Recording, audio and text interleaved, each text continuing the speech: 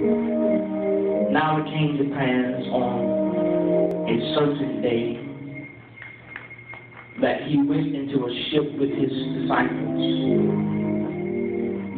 And he said unto them, Let us go over unto the other side of the lake. And they launched forth. But as they sailed, he fell asleep. And there came down a storm of wind on the lake. And they were filled with water and were in jeopardy. And they came to him and awoke him, saying, Master, we perish. Then he arose and rebuked the wind and the raging of the water. And they ceased, and there was a calm. Verse 25 says, And he said unto them, Where is your faith? And they, being afraid, wondered, saying one to another, What manner of man is this? For he cometh or commandeth even the winds and water, and they obey him. Look at verse 22.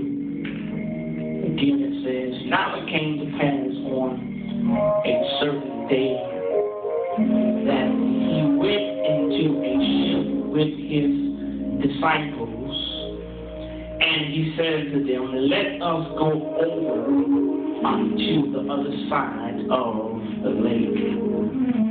And they launched forth.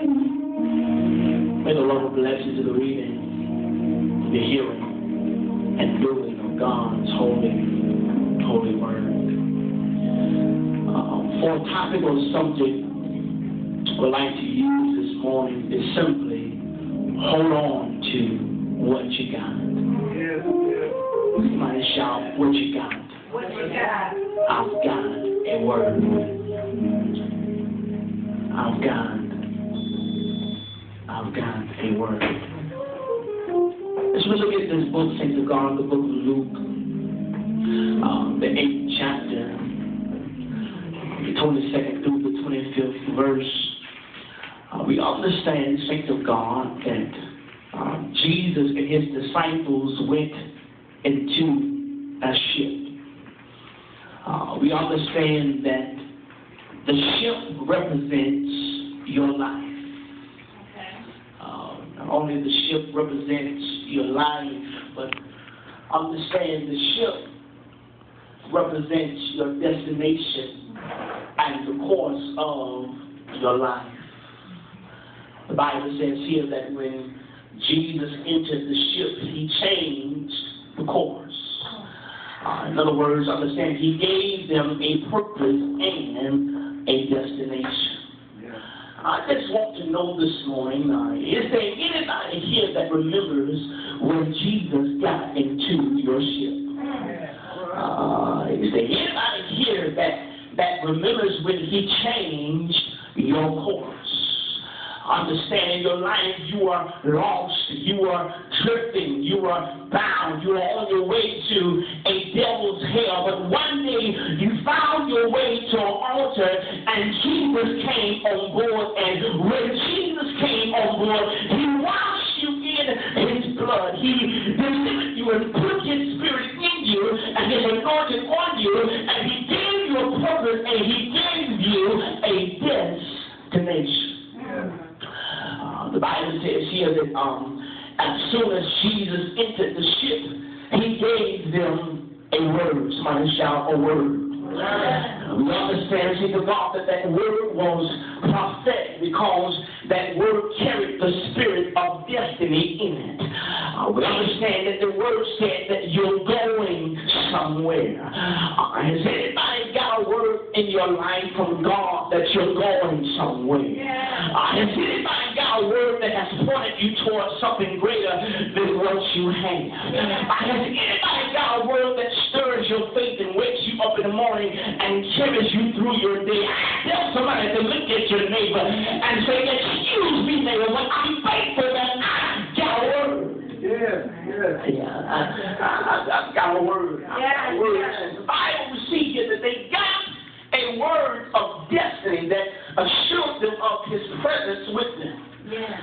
Somebody said, I've heard a word, but I can't find God in it. I'm going to tell you something this morning that when God gives you a word, it carries his presence. I didn't say because it'll always make you happy. I didn't say it will always make you feel good, but I said it will always carry his presence. And within the Bible, I understand that Moses said that if your presence goes not with us, then do not take us from this place. In other words, in the God, understand that his presence and his word go together. I don't care how religious it sounds. I don't care how appealing it is to your flesh or your desires. The first thing you're going to ask yourself, does it carry God's presence? Understand, because the word that carries his presence has the power to carry you, and also has the power to carry you, but it also has the power to keep you. That's what means today. I'm just glad I'm kept by God. I'm just glad I'm kept by God. Understand the disciples here, they got a word of purpose that assured them of their destination. The word made them unsinkable. I didn't say that the word guarantees you that you will have an easy life and you'll never have to go through a storm in your life. But understand, the word will carry you through the storm, and the word will hold you up, and the word will make you unsinkable in your life. I wouldn't be here, thank the Lord, today if it had not been for a word. Understand, the enemy would have killed me, but the reason the enemy could not kill me because I had a word. Understand, death would have sought me, but the reason death could not hit me was because I had a word. Panic and total strife would have capsized my vessel, but the reason it could not capsize my vessel was because I had a word. Attack on my integrity, would have destroyed me in the sea of despair. But the reason it could not destroy me was because I had a word. Depression and fear would have swallowed me up. But the reason it could not swallow me up was because I had a word. In the name of the Lord, all you need is a word. I'm telling you, think about this morning. You gotta hold on to your word. Why do you gotta hold on to your word? Because your word makes you fireproof. Not only your word makes you fireproof, but your word makes you invisible. Not only your word makes you invisible, but your word makes you unspeakable. So Lord, Isaiah 43:2, it says, when thou passes through the waters, Bible says, I will be with thee, and through the waters they shall not overflow thee. When thou walkest through the fire, thou shalt not be burned, neither shall the flame kindle upon thee. Now understand the devil in your life. The devil says you're going to die. The doctor report says incurable or terminal. But the word of God says, I shall not die, but I shall live. And I declare the works of the Lord. The word of God says that he was wounded for my transgressions. He was bruised for my iniquities. And the chastisement of our peace was upon him. And by his stripes we are healed. Understand, the devil says your ministry is over. You might as well throw in the towel. The word of God says, behold, I will do a new thing. And now it shall spring forth, and ye shall not know it. Understand, the devil says you'll never see your children saved. You just wasted your time praying for them. They're never going to serve the Lord. The word of